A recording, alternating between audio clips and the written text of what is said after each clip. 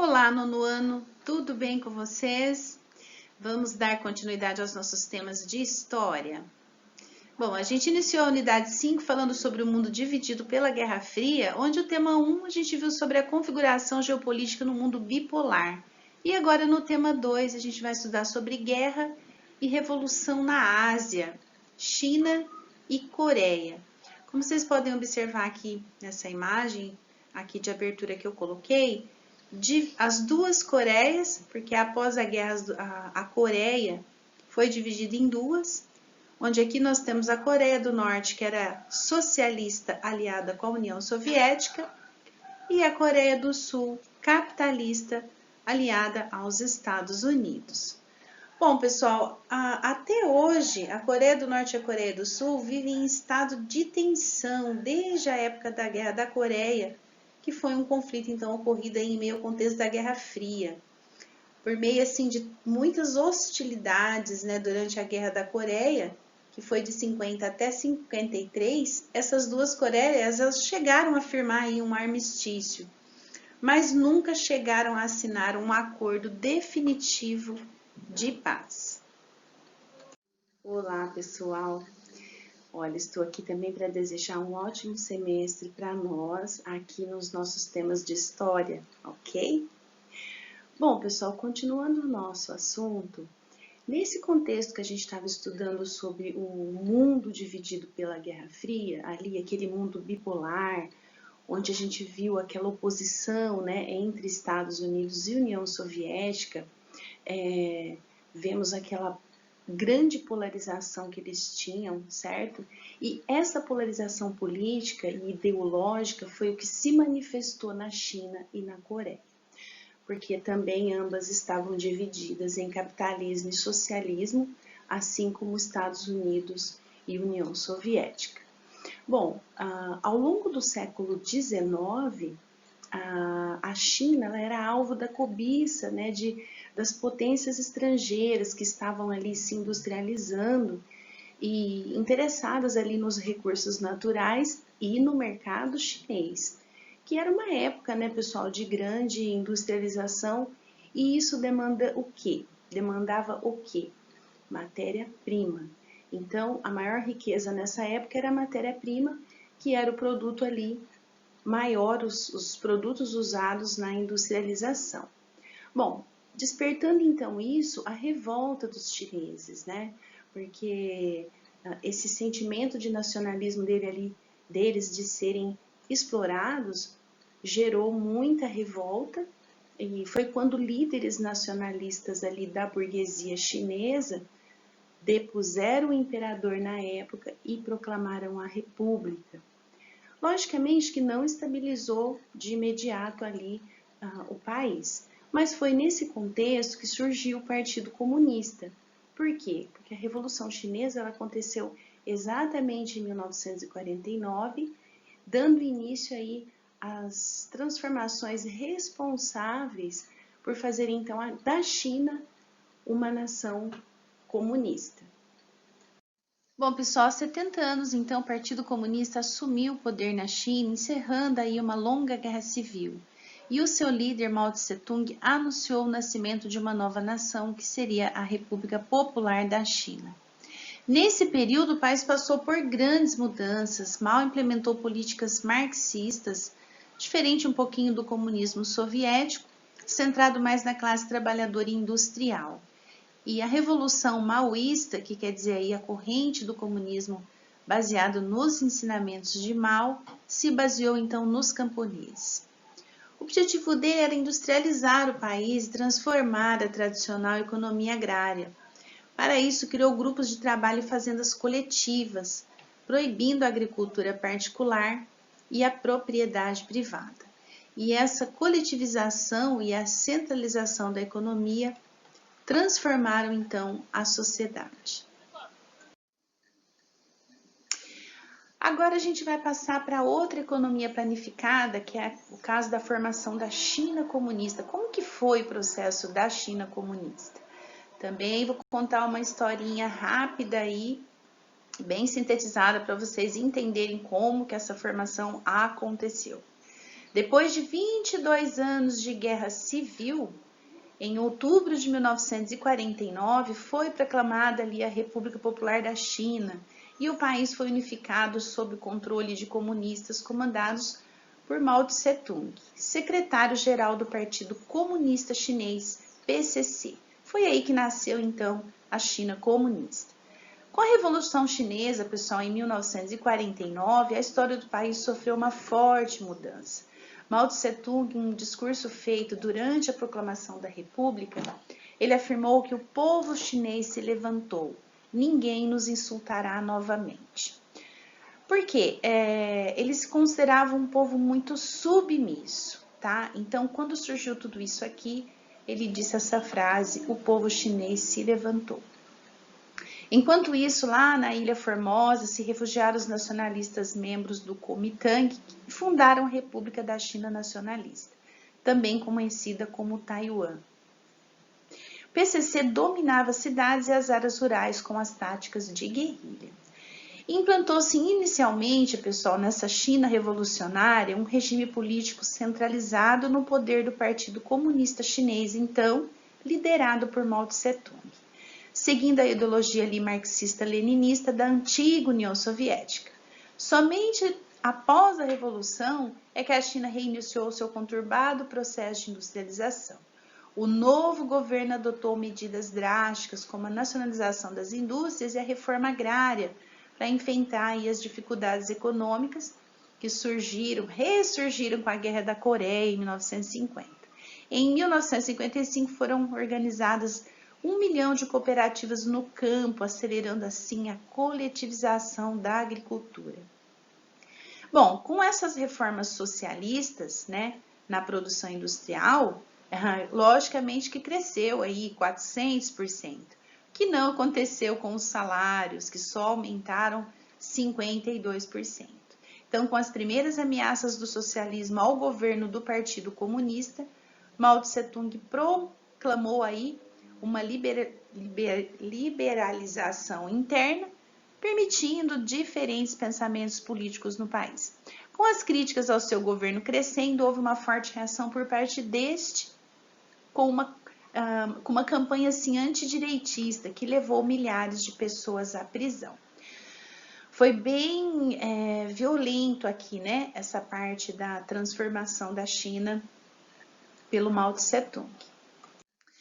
Bom, mas o grande salto para frente, que era a política aí de Mao Tse-tung, né, no seu processo de industrialização da China, causou uma insuficiência alimentar muito séria e a fome matou de 20 a 45 milhões de pessoas entre 1958 e 1962.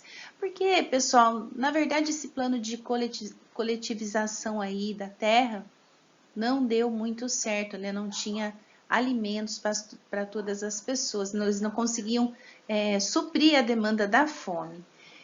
Segundo diferentes fontes, né, essa quantidade de milhões aí.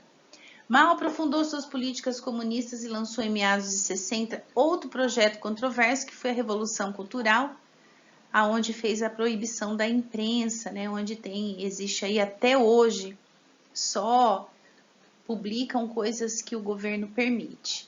Que na época era uma campanha publicitária contra o capitalismo, né? E queriam eliminar ele achava que todos eram inimigos políticos do Partido Comunista Chinês. Milhões de pessoas foram aterrorizadas pela Guarda Vermelha, que eram os jovens mobilizados por Mao para eliminar essa cultura burguesa. Apesar disso, um forte culto à personalidade dele transformou aí ele em uma espécie de divindade nacional. A imagem dele está presente aí até hoje no cotidiano dos asiáticos. No entanto, a República Popular da China hoje é diferente daquela concebida pelo grande timoneiro, como foi chamado ele aí, que significa aquele que controla, dirige ou regula, sendo aí tipo um guia, um chefe. Mas após a morte de Mao Tse-tung ali em 1976, o regime socialista na China sofreu profundas mudanças. Chegou então um novo dirigente, que foi o Deng Xiaoping, introduzindo um programa de reformas econômicas de inspiração capitalista, preservando o domínio do Partido Comunista, mas com umas leis aí instalando multinacionais no território, restabelecendo algumas propriedades privadas que Mao Tse Tung havia proibido, e o Estado, porém, manteve o controle dos salários, dos preços, dos itens de consumo e do valor da moeda, bem como da imprensa e da vida política no país, que esse sistema está vigente até hoje. Bom, então, Deng Xiaoping, ele fez aí o oposto, né, do que Mao fez. Ele liberou a economia, permitindo o ressurgimento do setor privado e o poder descentralizado, deixando a tomada de decisão nas mãos das autoridades locais.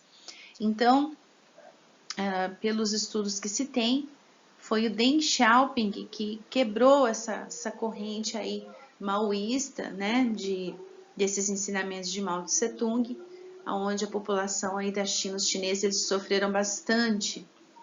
E o modelo econômico introduzido então por Deng, baseado em economia de mercado, foi chamado de socialismo com características chinesas.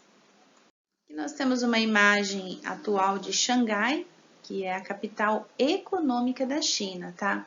A capital política ali é Pequim, né? Mas a capital econômica é Xangai, onde tem ali a cúpula dos chineses mais ricos, né? Os bilionários. E aqui eu coloquei uma foto do Deng Xiaoping, que foi aí esse grande líder que fez essa grande abertura econômica na China e talvez seja responsável aí por todo esse desenvolvimento que eles têm hoje.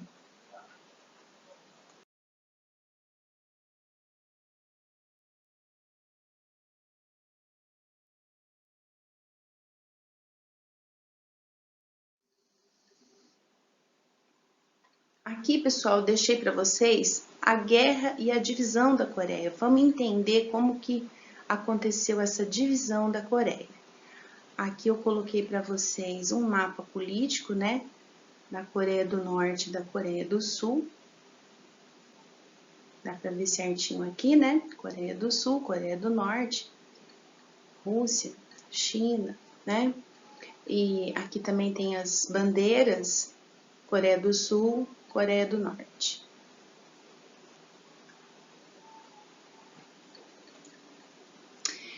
Pessoal, a Guerra da Coreia foi um dos símbolos da Guerra Fria e iniciou-se em 1950. Como que aconteceu? Quando tropas norte-coreanas invadiram a Coreia do Sul com o objetivo ali de unificar a península, a Guerra da Coreia foi um conflito que aconteceu então ali, entre 1900 e 1953, entre a Coreia do Norte e a Coreia do Sul. Iniciou-se quando as tropas norte-coreanas ultrapassaram a fronteira que separa as Coreias, dando início então à invasão da Coreia do Sul. Essa guerra foi uma das primeiras manifestações daquela bipolarização que eu falei para vocês que já existia entre Estados Unidos e União Soviética, que caracterizou o mundo ali no período da Guerra Fria.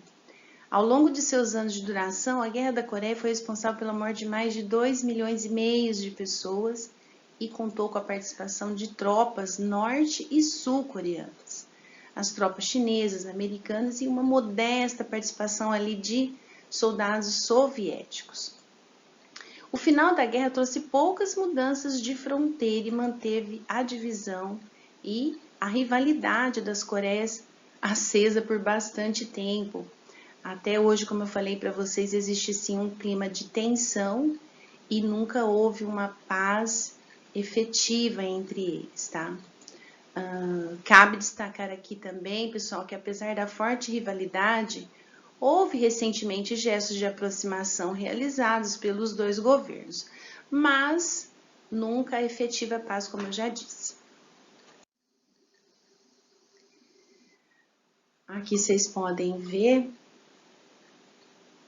a Guerra da Coreia foi um resultado, então, direto da divisão arbitrária, né, da Península dos Estados Unidos e União Soviética. Durante a Conferência de Potsdam, eles fizeram essa divisão em 45, ali no finalzinho da guerra, né? Mas essa Península da Coreia já era violentamente explorada pelo Japão, pertencia ao Japão, né? Com a Segunda Guerra Mundial, os coreanos juntaram-se ao esforço de guerra realizado pelos americanos e passaram a lutar contra os invasores japoneses. Bom, mas então eles já disputavam ali a questão do território com os japoneses. E quando os japoneses foram derrotados em agosto de 45, ali com as bombas, né, de Hiroshima e Nagasaki, os americanos e soviéticos realizaram então a divisão dessa península, cada qual ocupando ali militarmente, desenvolvendo o seu regime alinhado aos seus interesses. E o marco dessa divisão ficou conhecido como Paralelo 38, né? Determinando que a parte norte da península seria ocupada pelos soviéticos e a parte sul ocupada pelos americanos. Obviamente, pessoal, que os coreanos não foram assim consultados, né, em nenhum momento sobre essa divisão. Enquanto a divisão era estabelecida, logicamente que gerou bastante insatisfação, mas eles não tinham autonomia para decidir se queriam ou não. Então, aqui tem uma imagem, né, dos soldados coreanos e nunca esqueçam Coreia do Sul capitalista e Coreia do Norte socialista.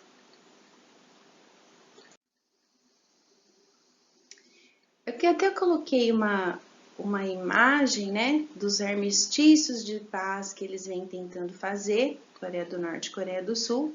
Então, há 2 anos, o mundo acompanhou, assim, atento, né, o primeiro encontro de alto nível entre esses 2 líderes aqui da Coreia do Norte e Coreia do Sul, trocando aí um aperto de mão, né, na zona desmilitarizada ali entre os países. Prometeram um tratado de paz para encerrar oficialmente a Guerra da Coreia, que foi ali de 50 até 53. Então, assim, né, pessoal, algumas mudanças de fronteira aconteceram, foi estabelecida, assim, uma zona desmilitarizada na fronteira entre os 2 países, e a relação entre as Coreias hoje permanece tensa, como eu já falei para vocês, mas muitos observadores, eles dizem enxergar aí com otimismo, né, essas possibilidades de aproximação. Eu acho que por ter sido uma guerra tão violenta ali na época da Guerra Fria, que realmente, como a gente sabe, a Guerra Fria foi um confronto ideológico, né, entre Estados Unidos e União Soviética. A única guerra bélica que teve nesse período foi a da Coreia, tá bom? Então, como tudo aconteceu violentamente, até que a gente pode pensar que essa reaproximação significa, assim, bastante coisas. Pessoal, então eu vou deixar uma tarefa aqui para vocês, que são os exercícios aí das páginas 163 até 165. Façam direitinho esse exercício, porque depois já fica um roteiro de prova aí bem legal pra gente. Dá uma boa lida no capítulo, façam os exercícios com bastante carinho, bastante atenção. Aí na outra semana eu posto para vocês aí fazendo a correção, depois que todos me entregarem as atividades, a gente faz uma boa correção sobre isso. Tá bom? Beijo, até a próxima. Tchau, tchau.